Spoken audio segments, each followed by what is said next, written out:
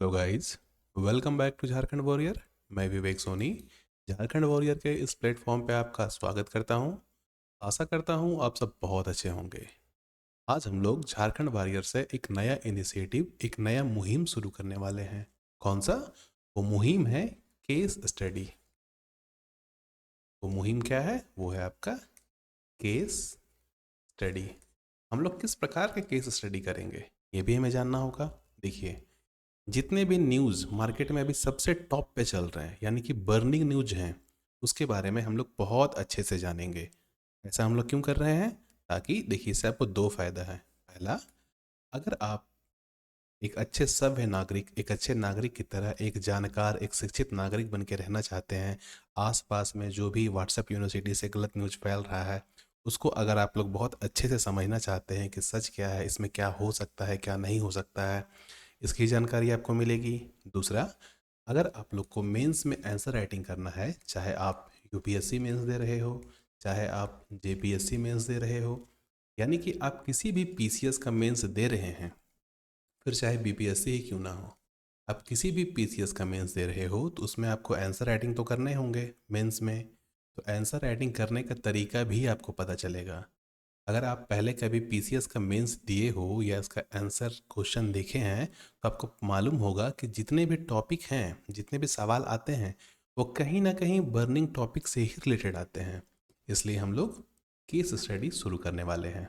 देखिए, ये नई मुहिम आपको जल्दी से जल्दी एक बार समझना होगा ये क्या है, कैसे है, और आपको ये वीडियो को शुरू से लास्ट तक देखना होगा। लास्ट में आपको कुछ सरप्राइज़ भी मिलेगा, इसलिए ये वीडियो आप शुरू से लास्ट तक देखें। सरप्राइज बीच में मिल सकता है, लास्ट में मिल सकता है, कहीं भी मिल सकता है, ठीक है? इसलिए आप ये वीडियो को शुरू से लास्ट तक देखें। चलिए देखते हैं हम लोग आचार संहिता होता क्या है। जैसा कि आप सबको पता है कि चुनाव आ चुका है और 16 मार्च से आचार संहिता लग चुका है, ठीक है? और ये कब तक लगता है, कैसे लगता है, क्या होता है, नहीं होता है, हम लोग पूरा जानेंगे। चलिए बिना देर के ये स्टार्ट करते हैं। देखिए, आचार संहिता को शॉर्टकट में हम लोग कहते हैं एमसीसी, मतलब मॉडल कोड ऑफ कंडक्ट, ठीक है?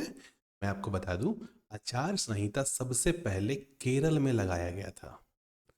1960 में जब केरल में चुनाव हुआ था, विधानसभा चुनाव, जब केरल के विधानसभा चुनाव हो रहे थे, उस समय आचार संहिता पहली बार लगाई गई थी। ऐसा क्यों किया गया था?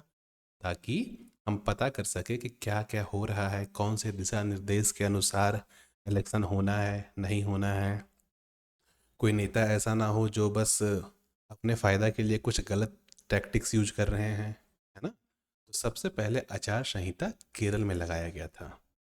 अब केरल में देखा कि हाँ, आचार संहिता लगाने के बाद इलेक्शन बहुत अच्छे से हो गई, कोई भी धांधली नहीं हुई।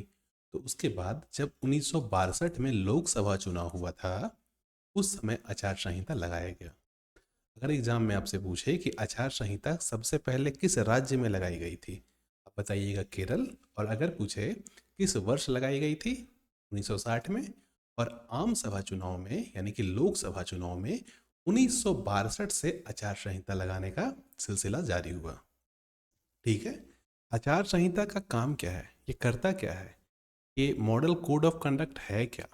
ये देखिए, आर्टिकल 324, अगर कोई पॉलिटी पढ़े होंगे तो उन्हें पता होगा कि आर्टिकल अनुच्छेद 324 में इलेक्शन कमीशन के बारे में जिक्र किया गया है, ठीक है?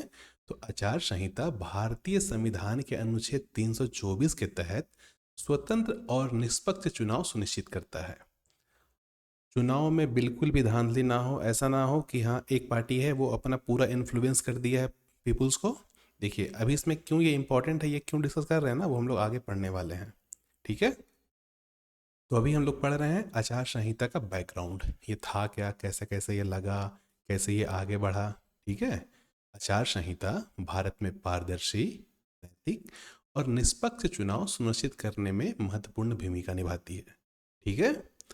आइए देखते हैं आचार संहिता के प्रावधान क्या क्या है। आचार संहिता में सबसे पहला प्रावधान है आपका सामान्य आचरण। ये देख रहे हैं, इस फोटो से आप क्या समझ रहे हैं? एक हाथ से पैसा लो, दूसरे हाथ से नोट दो, मतलब नोट के बदले पैसा, जो तो बिल्कुल गलत है ना? तो आचार संहिता के क्या क्या प्रावधान है वो हम लोग अभी देखेंगे। देखिए, सबसे पहला है सामान्य आचरण, यानी कि आप नफरती माहौल ना बनाएं, कोई ऐसा भाषण ना दें कि एक धर्म वाले को, कोई विशेष धर्म को आप नीचा दिखा रहे हैं, है ना। राजनीतिक दल और उम्मीदवार को व्यक्तिगत हमला करना, नफरत फैलाना, भाषण का इस्तेमाल करने या गलत जानकारी फैलाने से बचना चाहिए। ये सब आचरण है। देखिए, मैं आपको एक चीज़ और बता दूं, आचार संहिता लगाता कौन है? अगर आपसे ये पूछे तो आप भारत सरकार नहीं बोलेंगे, आचार संहिता लगाता है election commission of India, Bharat के चुनाव आयोग। ठीक है। उन्हें जाति, धर्म और संप्रदाय भावनाओं की अपील करने से बचना चाहिए। और सबसे इम्पोर्टेंट, कोई रिश्वत या प्रलोभन नहीं दिया जाना चाहिए। ऐसा आजकल तो ये होता ही है ना कि बोतल दे रहे हैं, बदले में हमको वोट दे देना। ये तो बहुत आम चीज़ है, लेकिन ये सब आचार संहिता के प्रावधान है कि ऐसा बिल्कुल भी नहीं होना चाहिए। अगर ऐसा करते हुए कोई पकड़े जाते हैं तो इलेक्शन कमीशन उन्हें डिबार्ड कर सकते हैं, यानी उनकी जो चुनावी प्रक्रिया है उसको रद्द कर सकते हैं, उनकी सदस्यता को रद्द कर सकते हैं। ये हो गया हमारा पहला। दूसरा है बैठक और जुलूस। देखिए ये क्या है, रैलियां, बैठकों और जुलूस आयोजित करने के लिए आपको अनुमति लेना होगा। ऐसा नहीं है कि आप जुलूस निकाल दिए इस रोड से और दूसरे पार्टी वाला भी इस रोड से आ रहा है तो बीच में आप लोग क्लैश कर जाइएगा, है ना। इसीलिए पहले अनुमति लिया जाता है कि हाँ इस रोड से हम लोग जुलूस निकाल सकते हैं कि नहीं। अगर टाइम है, यानी कि ये वाला रोड जो दूसरा पार्टी है वो भी अगर उसी समय में जुलूस निकाल रहा है तो आपको अनुमति नहीं मिलेगा। ठीक है। और आपको ऐसा काम करना है, ऐसे बैठक करनी है, रैलियां ऐसी करनी है ताकि जो डेली का जीवन यापन है ना, इसको बिल्कुल भी बाधित ना किया जा सके। ऐसा नहीं है कि आप इलेक्शन में पूरा रैली निकाल दिए हैं और एम्बुलेंस को जाने का जगह ही नहीं मिल रहा, या मार्केट पूरा बंद हो गया है। ऐसा भी नहीं होना चाहिए। अगर ऐसा करते हुए पकड़े जाते हैं कोई तो उनकी सदस्यता स्वतः रद्द हो जाएगी। ठीक है। रद्द कौन करेगा? रद्द करेगा आपका इलेक्शन कमीशन, यानी कि चुनाव आयोग। ये आपका दूसरा है। ये देखते हैं आगे। आगे है आपका मतदान केंद्र। कोई भी राजनीतिक दल या उम्मीदवार मतदान के अलावा मतदान केंद्र में प्रवेश नहीं कर सकता है। अगर आप कभी वोट देने गए होंगे तो आप देखे होंगे कि सिर्फ जब देखिए ये पोलिंग बूथ है तो यहाँ पे सिर्फ एक ही बंदा जा सकता है। ऐसा नहीं है कि कोई पार्टी वाला आदमी है वो साथ में क्या बोला, लो मेरा दबाओ ना रे, मेरा दबा दो हम जीत जाएंगे। ऐसा नहीं होना चाहिए। राजनीतिक दल के एजेंट मतदान प्रक्रिया का निरीक्षण कर सकते हैं। ये तो करते ही हैं। अगर कोई जैसे बीजेपी वाले हैं या कांग्रेस वाले हैं या आम आदमी पार्टी वाले हैं, ये सब अपने एजेंट को भेज सकते हैं निरीक्षण करने के लिए। सिर्फ निरीक्षण कर सकते हैं, देख सकते हैं कि हाँ सही ढंग से हो रहा है कि नहीं हो रहा है। ठीक है। ऐसा नहीं कि आपको पकड़ के ले जाएंगे, बोलेंगे मेरा ही वाला हम ही को वोट दो। अगर ऐसा करते हुए पकड़े जाएंगे तो भी इलेक्शन कमीशन उसमें अपना ले लेगा। ठीक है। आगे है पर्यवेक्षक। इलेक्शन कमीशन ऑफ इंडिया चुनाव प्रक्रिया की निगरानी के लिए पर्यवेक्षकों की नियुक्ति करता है। ये सब रहे पर्यवेक्षक। ठीक है। ये सारे महिला हैं, जरूरी नहीं है कि महिला ही हो, यहाँ पुरुष भी हो सकते हैं, पर इस फोटो में आपको सिर्फ महिला ही दिख रहे होंगे। ठीक है। ये सब सारे पर्यवेक्षक हैं ताकि ये निगरानी कर सकें। ठीक है। पर्यवेक्षक आचार संहिता का अनुपालन सुरक्षित करते हैं। सिंपल सी बात है, इनको बैठाया क्यों गया है? अगर ये पर्यवेक्षक हैं तो ये करेंगे क्या? इनका काम है कि इलेक्शन हो रहा है, वोट हो रहा है, वो बिल्कुल सही से हो और आचार संहिता में जो नियम है उसका पालन बहुत अच्छे से हो। ठीक है। आगे है सत्ता में पार्टी। सत्तारूढ़ दल प्रचार के लिए सरकारी संसाधनों का इस्तेमाल नहीं कर सकता है।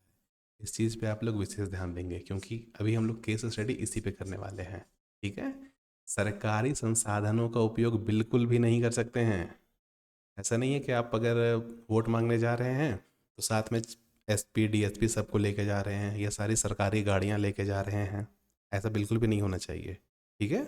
ये भी इलेक्शन कमीशन ऑफ इंडिया का आचार संहिता में लिखा हुआ है। ठीक है। आगे क्या है? मतदाताओं को प्रभावित करने वाली नई नीतियां, परियोजना का घोषणा करना प्रतिबंधित है। अगर एक बार आचार संहिता लग गया तो कोई भी नई परियोजना, कोई भी नया स्कीम नहीं आएगा। ऐसा भी तो हो सकता है कि 4 साल पूरा, 4.5 साल पूरा एकदम कुछ काम ही नहीं किया और जब इलेक्शन का बारी आया, आचार संहिता लग गया, जब देख रहा है कि 1 महीना बचा है इलेक्शन का, तो पूरा एकदम डीलिंग दिले है कि हाँ अभी भी देंगे, वो भी देंगे, ऐसे करेंगे वैसे करेंगे। कुछ नहीं। अगर आपको ये करना है आप आचार संहिता लगने से पहले कीजिए। ठीक है, यानी मतदाताओं को कभी भी प्रभावित नहीं किया जाना चाहिए, इस चीज़ को भी आप नोट कीजिएगा। नई नीतियों की परियोजना का घोषणा करना प्रतिबंधित है। ये दोनों जो पॉइंट है ना, इसी के बारे में अभी हम लोग आगे डिस्कस करेंगे। ठीक है, मोदी जी से रिलेटेड है तो डिस्कस तो करना पड़ेगा, है ना। देखिए आगे है चुनाव घोषणा पत्र। चुनाव घोषणा पत्र यथार्थवादी या व्यवहार्य होना चाहिए। यानी कि जो इलेक्शन में सब अपना मैनिफेस्टो निकालता है, आपने सुना होगा वर्ड मैनिफेस्टो, वो है आपका घोषणा पत्र। उसमें क्या क्या है, आप क्या करेंगे आगे, क्या नहीं करेंगे, इसके बारे में उचित जानकारी होना चाहिए, ये यथार्थवादी होना चाहिए। ठीक है, घोषणा पत्र में किए गए वादे से आदर्श आचार संहिता का उल्लंघन नहीं होना चाहिए। यानी कि आचार संहिता में जो जो रूल रेगुलेशन था, जैसे ये सब रूल रेगुलेशन ही था ना, कोई संसाधन उपयोग नहीं करेंगे सरकारी वाला, नई नीतियों का हम लोग घोषणा नहीं करेंगे, ठीक है, तो आपका जो मैनिफेस्टो बनेगा चुनाव घोषणा पत्र, उसका उल्लंघन नहीं होना चाहिए। ठीक है, अब है महत्व और चुनौतियां। आचार संहिता का महत्व क्या है और क्या क्या चुनौतियों को सामना करना पड़ता है आचार संहिता में।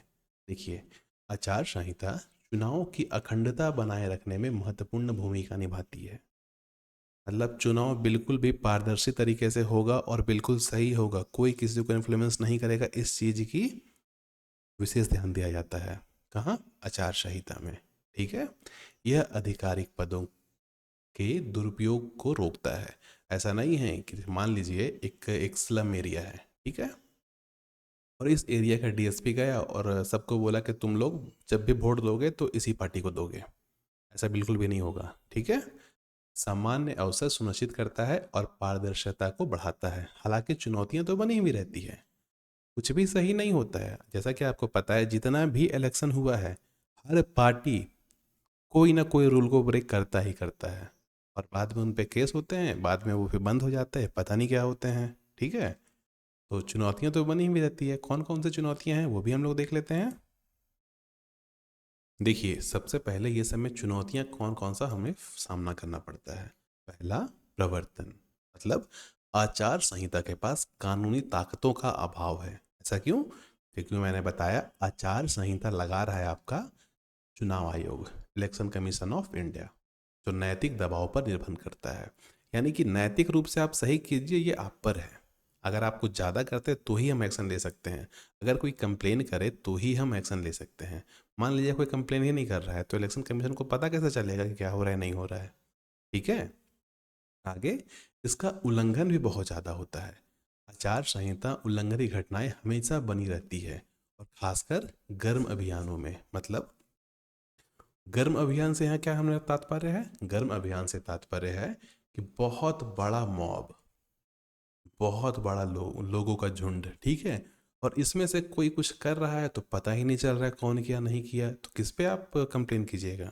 ठीक है, तो आचार संहिता का उल्लंघन भी लगभग बने ही रहती है। और क्या है, और है अनुकूलनशीलता। मतलब जैसे देखिए, सोशल मीडिया आ गया है, डिजिटल प्रचार आ गया है। आजकल क्या हो रहा है, इलेक्शन आया, सबके फ़ोन में मैसेज आना शुरू हो जाएगा, व्हाट्सएप न्यूज आने लगेगा, ट्विटर पे आने लगेगा, फेसबुक पे आने लगेगा। तो वो सब चुनौतियां तो आएगी ही आएंगी, ये सब लूप होल है। यानी कि देखिए, जब आचार संहिता का कानून बना था तो उसे अमेंडमेंट करते करते हम लोग यहाँ तक अभी नहीं पहुँचे हैं कि उसमें डिजिटल प्रचार को भी ऐड किया जा सके, या सोशल मीडिया के में जो प्रचार हो रहे हैं, दुष्प्रचार हो रहे हैं, किसी के खिलाफ बोला जा रहा है, ये सब तो अभी हम लोग रोक नहीं पा रहे हैं।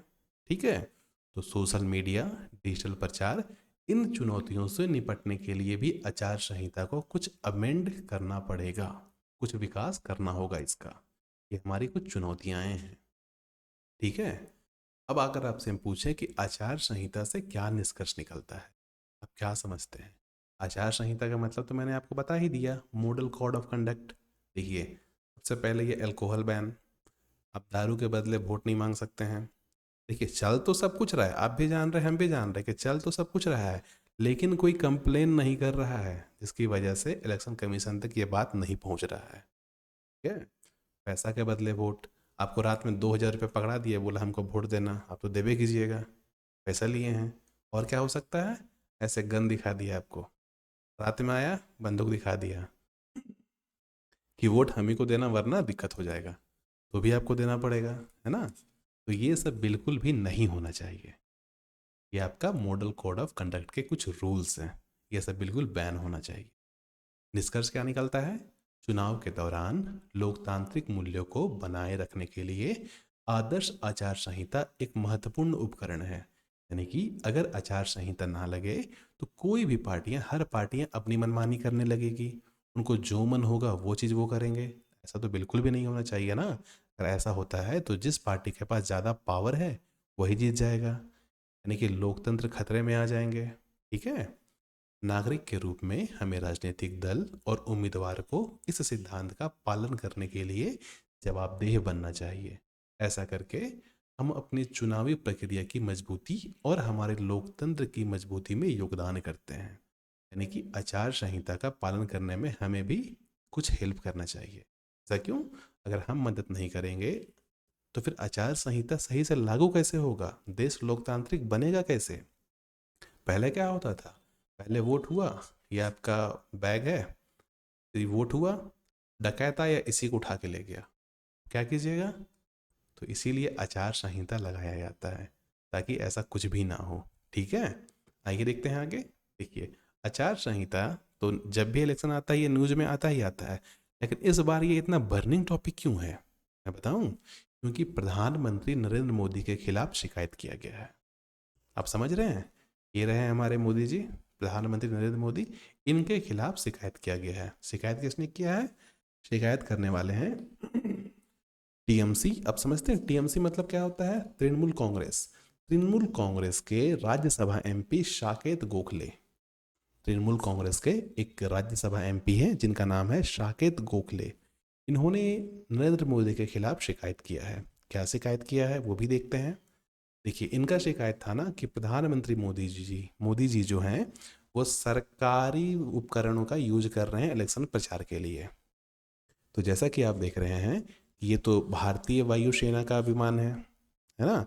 और भारतीय वायुसेना का विमान मोदी जी यूज कर रहे थे प्रचार के लिए। कहाँ कर रहे थे, कैसे कर रहे थे, वो हम लोग अभी देखेंगे। आइए देखते हैं था क्या। देखिए, तृणमूल कांग्रेस के सांसद सांकेत गोखले ने 18 मार्च को एक चुनावी रैली में भाग लेने के लिए भारतीय वायुसेना के हेलीकॉप्टर का उपयोग करने के लिए आचार संहिता का उल्लंघन करने के लिए प्रधानमंत्री नरेंद्र मोदी के खिलाफ चुनाव आयोग में शिकायत दर्ज की। इन्होंने क्या शिकायत दर्ज किया कि नरेंद्र मोदी जी जो हैं वो क्या कर रहे हैं? वो सरकारी संपत्ति का यूज कर रहे हैं। और इन्होंने एक बहुत विशेष बात लिखी जिसके कारण इंदिरा गांधी जी फेम में आ गई। इन्होंने क्या लिखा? इन्होंने लिखा कि 1975 में जब इलेक्शन हुआ था उस समय इंदिरा गांधी जी जो हैं इन्होंने भी कुछ ऐसा ही काम किया था जिसके वजह से इलाहाबाद हाई कोर्ट ने इन्हें 6 वर्षों के लिए डिबार्ड कर दिया था। यानी कि इनको 6 साल के लिए अयोग्य घोषित कर दिया गया था। कब? यह है इंदिरा गांधी जी। इन्हें 1975 में जब इलेक्शन हुआ था उस समय इन्हें 6 वर्षों के लिए अयोग्य घोषित कर दिया गया था। आप समझ रहे हैं? और अयोग्य घोषित किसने किया? अयोग्य घोषित करने वाले थे इलाहाबाद हाई कोर्ट के चीफ जस्टिस, इनका नाम है जगमोहन सिन्हा। ठीक है। ये हैं जगमोहन सिन्हा जी, देखिए नाम लिखा हुआ है। इन्होंने 6 वर्षों के लिए इन्हें अयोग्य घोषित कर दिया था। यानी कि ये 6 साल तक इलेक्शन नहीं लड़ पाएंगे और अगला साल ही इलेक्शन था। तो हुआ क्या, इन्हें क्यों किया गया था वो मैं बता देता हूँ। क्योंकि इंदिरा गांधी जी जो हैं इन्होंने सरकारी संपत्तियों का यूज किया था, कुछ सरकारी ताकतों का यूज किया था इलेक्शन का प्रचार करने के लिए, जबकि उस वक्त आचार संहिता लग चुका था। ठीक है। तो इन्हीं को रेफरेंस देके यानी कि एनालॉगी इन्होंने बनाया। जो हमारे सांकेत गोखले हैं ना, इन्होंने एनालॉगी बनाया कि इस समय इंदिरा गांधी जी को हुआ तो अभी भी मोदी जी को होना चाहिए। ठीक है। उन्होंने ऐसा कहा। फिर देखिए, आखिर इन्होंने ऐसा कहा तो क्या लगता है, अगर इंदिरा गांधी जी जो हैं इनको 6 साल के लिए डिबार्ड किया गया है तो क्या मोदी जी को भी 6 साल के लिए हटाया जा सकता है? ऐसा हो सकता है? और इनका जो इन्होंने जो आरोप लगाया है नरेंद्र मोदी जी पे, वो कहाँ तक सही है और इलेक्शन कमीशन इसमें क्या काम कर सकता है वो हम लोग अभी देखेंगे। देखिए, अगर इन्होंने ये शिकायत अगर बहुत पहले की होती ना तो शायद ये कुछ ठीक हो भी सकता था। ये देखते हैं ऐसा मैं क्यों कह रहा हूँ। देखिए, 1999 में एक नियम बनाया गया। ये नियम अभी नहीं बनाया गया है, 1999 में। उसमें क्या नियम बनाया था? उसमें बनाया गया था कि एयरक्राफ्ट इलेक्शन प्रोसेस के लिए मोदी जी यानी कि प्रधानमंत्री यूज कर सकते हैं। ठीक है, यानी भारत के प्रधानमंत्री, जितने भी प्रधानमंत्री भारत के होंगे, वो एयरक्राफ्ट को इलेक्शन प्रोसेस में यूज बिल्कुल भी कर सकते हैं। ठीक है, चीफ मिनिस्टर नहीं कर सकते हैं, कोई और मिनिस्टर नहीं कर सकते हैं, सिर्फ और सिर्फ प्राइम मिनिस्टर ही कर सकते हैं। ऐसा रूल बनाया गया था 1999 में। ठीक है, तो इस रूल की वजह से मोदी जी को डिबार्ट नहीं किया जाएगा। एक रूल और है, वो भी देख लेते हैं। देखिए, एक रूल है ये रूल आया था आपका 2009 में। ये रूल क्या था? Use of aircraft helicopter by the political party regarding. इसमें क्या था? इसमें भी प्रधानमंत्री को छूट दिया गया था, यानी कि चीफ मिनिस्टर नहीं कर सकते हैं, कोई और मिनिस्टर नहीं कर सकते हैं, सिर्फ और सिर्फ प्राइम मिनिस्टर ही यूज कर सकते हैं। क्या यूज कर सकते हैं? Aircraft helicopter. कौन सा? सरकारी वाला। ठीक है, ये नियम तो 2009 में आया था, यानी कि 1999 का नियम और 2009 के नियम के कारण मोदी जी को डिबार्ट नहीं किया जाएगा। अगर ऐसा नहीं होता तो इनको भी 6 सालों के लिए हटा दिया जाता पद से। जब इंदिरा गांधी जी को हटाया गया था, देखिए मैं आपको वो स्टोरी बताता हूँ। तो जब जगमोहन सिन्हा, जो इलाहाबाद हाई कोर्ट के चीफ जस्टिस थे, इन्होंने क्या किया? इन्होंने 6 साल के लिए इंदिरा गांधी को हटा दिया। इलेक्शन तो 5 साल में होता है, और इलेक्शन से जस्ट पहले हटाया, मतलब कुल मिला के ये 10 साल तक वापस पावर में नहीं आ पाएंगे। आप समझ रहे कितना बड़ा दिक्कत हो जाता है इनको? इन्होंने क्या किया? इन्होंने फटाक से सुप्रीम कोर्ट गया। इंदिरा गांधी जी हैं आईजी, मतलब इंदिरा गांधी, इन्होंने सुप्रीम कोर्ट गया और सुप्रीम कोर्ट जाके वहाँ पे अपनी फरियाद लगाएं। तो सुप्रीम कोर्ट बोला, सुप्रीम कोर्ट में सुप्रीम कोर्ट का जजमेंट आया कि आप पद से नहीं हटाए जाएंगे, आप लोकसभा मेंबर बने रहें, लेकिन अब जितने भी मीटिंग होंगे, जितने भी प्रोसेस होंगे, उसमें आप वोट नहीं दे पाएंगे और उसमें आप पार्टिसिपेट नहीं कर पाएंगे। जब ऐसा हुआ, फिर क्या हुआ? फिर देखिए, 25 जून 1975 को इंदिरा गांधी ने पूरे भारत में आपातकाल लगा दिया। पूरे भारत में आपातकाल लगा दिया, और इस दिन को ब्लैक डे के नाम से भी जाना जाता है। 25 जून 1975 को ही क्यों लगाया? क्योंकि जो जेपी नारायण थे, जेपी नारायण जेपी नारायण का नाम आपने सुना होगा, जयप्रकाश नारायण। इन्होंने क्या किया था? इन्होंने बहुत बड़ी संख्या में लोगों को इकट्ठा किया था और दिल्ली की ओर बढ़े थे, ताकि दिल्ली में जाके उन लोग हंगामा करेंगे और अपना सरकार बनाएंगे। लेकिन वो करने से पहले ही 25 जून 1975 को इंदिरा गांधी ने पूरा भारत में लगा दिया। अब आपातकाल लगने के बाद आप कहीं जा नहीं सकते हैं, लोगों को इकट्ठा नहीं कर सकते हैं। ठीक है, ये चीज़ इनको थोड़ा सा दिक्कत तो हुआ, लेकिन इन्होंने किया था। और इन्होंने कब तक लगाया था वो भी मैं बता देता हूँ, एग्जाम में पूछता है। 25 जून 1975 से जनवरी 1977 तक, यानी कि लगभग 21 महीने तक आपातकाल लगाया गया था। किसके द्वारा? इंदिरा गांधी जी के द्वारा। और इस समय भारत के प्रेसिडेंट कौन थे? उनका नाम था फखरुद्दीन अली अहमद। ठीक है, उस समय भारत के प्रेसिडेंट थे फखरुद्दीन अली अहमद। आगे देखते हैं आगे। देखिए, एक और केस बना है मोदी जी पे, एक और केस बना है। वो केस क्या है? आप सबके व्हाट्सएप पे ना एक मैसेज आया होगा, आप लोग नोट कीजिएगा।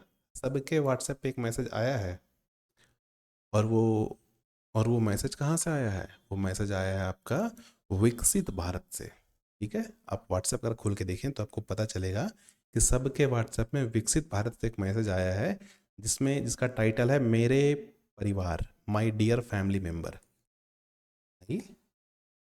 डियर फैमिली मेम्बर है। ठीक है, और मोदी जी का नीचे सिग्नेचर है। व्हाट्सएप में अगर मैसेज आप देखेंगे तो ऐसा कुछ मैसेज आएगा, जिसके पीडीएफ अगर आप खोलें तो आपको ऐसा दिखेगा। तो इस पे भी कंप्लेन किया गया कि ये भी आचार संहिता का उल्लंघन किया गया है। देखिए, वैसे ये मैसेज तो 15 मार्च को आया था, सबको पता है कि 16 मार्च से आचार संहिता लगा है। ठीक है, लेकिन ये मैसेज तो 15 मार्च को आया था, लेकिन बहुत सारे लोगों को 17 मार्च, 16 मार्च, यानी कि 15 मार्च के बाद भी ये मैसेज प्राप्त हो रहे हैं, और ये पूरे भारत में सब लोगों को प्राप्त हो रहे हैं। ठीक है, तो इससे सबसे बड़ा कंसर्न बनता है कि सरकार के पास सबका नंबर कहाँ से आया। ठीक है, सबका नंबर कहाँ से आया, यानी कि सबका प्राइवेसी खतरे में है। अगर आपके पास पूरा भारत में सब लोगों का नंबर है तो आपके पास प्राइवेसी सबका है, रहा अब नहीं ना रहा। सबसे बड़ा खतरा ये आ गया।